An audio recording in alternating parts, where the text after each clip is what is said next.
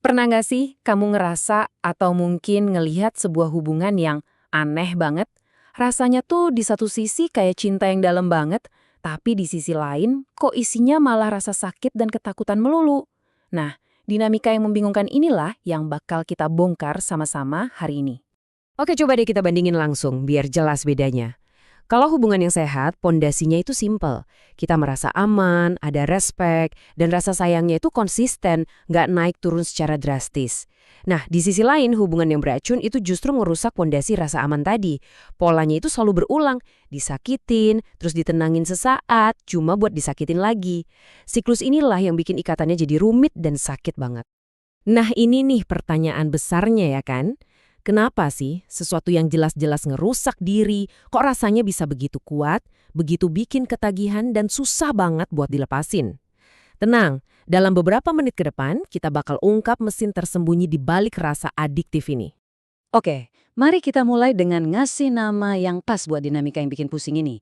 Kita masuk ke bagian pertama, biar kita paham apa itu sebenarnya trauma bonding.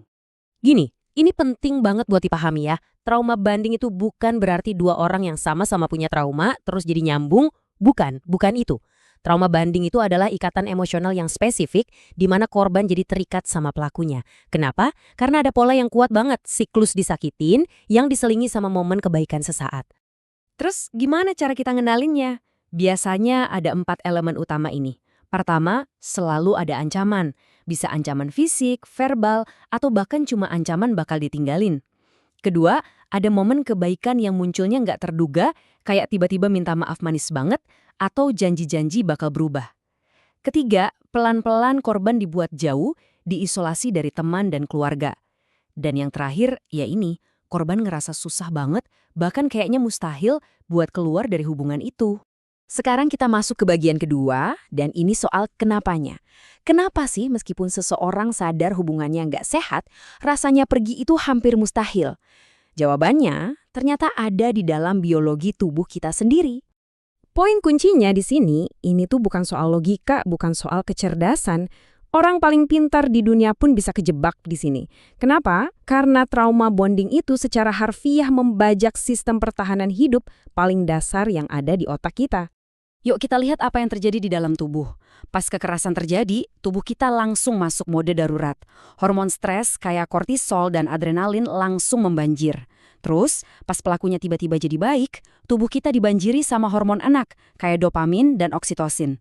Nah, otak kita jadi kecanduan. Tapi bukan kecanduan sama rasa senangnya, otak kita jadi kecanduan sama rasa lega yang luar biasa setelah siksaan itu berhenti.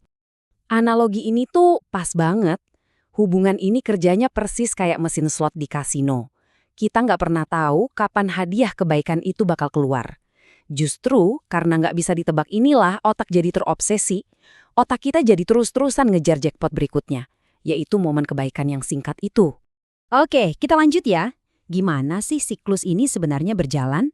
Di bagian ketiga ini, kita bakal coba petakan 7 tahap dalam sebuah pola yang ternyata sangat bisa diprediksi yang terus-menerus memperkuat ikatan beracun ini. Pola ini tuh biasanya berjalan bertahap. Pertama ada love bombing. Di awal pelaku kelihatan sempurna banget buat bikin korban kecantol. Kedua, menciptakan ketergantungan. Pelan-pelan dia jadi pusat dunia dan satu-satunya sumber validasi buat korban. Ketiga, devaluasi. Nah, disinilah kritik, hinaan, dan perlakuan buruk mulai masuk. Keempat, gaslighting. Pelaku mulai memutarbalikkan fakta sampai korban ragu sama kewarasannya sendiri. Kelima, kelelahan dan menyerah. Korban udah capek banget, energinya habis buat ngelawan. Keenam, kehilangan jati diri. Korban sampai lupa siapa dirinya sebelum hubungan ini ada. Dan terakhir, ketujuh, ya kecanduan pada siklus itu sendiri. Korban bertahan cuma demi ngejar momen baik yang jarang-jarang itu. Mungkin ada yang bertanya, loh kok ada ya orang yang lebih rentan masuk ke dinamika kayak gini? Nah, di bagian keempat ini kita bakal lihat akarnya. Yang seringkali itu datang dari pengalaman kita di masa kecil. Jadi gini, pengalaman masa kecil kita itu ngebentuk semacam peta cinta di kepala kita. Kalau peta itu nggak aman, kita jadi lebih rentan. Misalnya tipe cemas yang takut banget ditinggalin, sering salah mengira drama dan konflik itu sebagai gairah cinta. Tipe menghindar yang nggak nyaman sama kedekatan, jadi ngerasa hubungan yang dingin dan berjarak itu normal. Dan yang paling rumit, tipe disorganisasi, yang pengen deket tapi sekaligus takut deket, jadi ngerasa drama naik turun itu ya wajar. Oke, kita udah paham masalahnya. Dalam banget ya. Sekarang gimana solusinya? Di bagian kelima ini, kita akan bahas kerangka kerja yang praktis yang bisa jadi panduan untuk memutus ikatan ini. Jujur aja, lepas dari ikatan trauma ini tuh mirip kayak proses pemulihan dari kecanduan. Jadi butuh rencana yang sistematis. Pertama dan paling utama, utamakan keselamatan diri. Kedua, kalau memungkinkan putus semua kontak.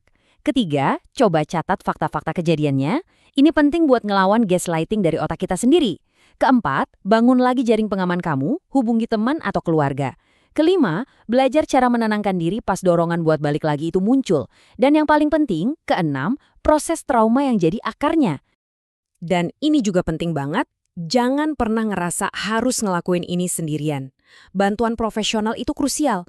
Terapi kayak EMDR itu misalnya efektif banget buat memproses ingatan traumatis. Sementara DBT bisa ngasih kita skill yang nyata buat ngelola emosi yang rasanya campur aduk dan intens banget. Nah, di bagian terakhir ini, yuk kita coba kumpulin semua informasinya buat jadi bahan refleksi diri. Ini adalah beberapa tanda yang sangat jelas bahwa seseorang mungkin lagi ada di dalam ikatan trauma. Coba deh, ambil waktu sebentar dan tanyain ke diri sendiri sejujur-jujurnya, apakah tanda-tanda yang bakal kita lihat berikut ini kedengarannya familiar? Apa kamu sering cari-cari pembenaran atas kelakuannya yang jelas-jelas nyakitin? Apa kamu mulai bohong atau nutup-nutupin apa yang sebenarnya terjadi dari orang-orang terdekatmu? Apa kamu ngerasa hidupmu itu isinya cuma roller coaster emosi, naik turun gara-gara hubungan itu? Dan yang paling penting, apa kamu sering ngerasa kalau semua itu salah kamu? Kalau iya, ini adalah sinyal yang sangat kuat. Pada akhirnya, melepaskan diri dari trauma bonding itu bukan berarti kita jadi takut untuk mencintai lagi. Justru sebaliknya, tujuannya adalah untuk melatih kembali otak dan hati kita biar bisa menemukan dan membangun rasa aman yang sejati, rasa cinta yang stabil, yang konsisten, tanpa perlu ada drama yang menyakitkan. Pembahasan kita kali ini mungkin terasa berat bagi sebagian orang, dan penting banget untuk diingat kalau kamu atau orang yang kamu sayangi berada dalam situasi bahaya, kamu nggak sendirian, dan bantuan itu selalu ada. Untuk kasus kekerasan terhadap perempuan dan anak di Indonesia, kamu bisa menghubungi Sahabat Perempuan dan Anak atau SAPA di nomor 129. Bisa juga lewat WhatsApp di 0811 129 129. Tolong jangan pernah ragu untuk mencari bantuan.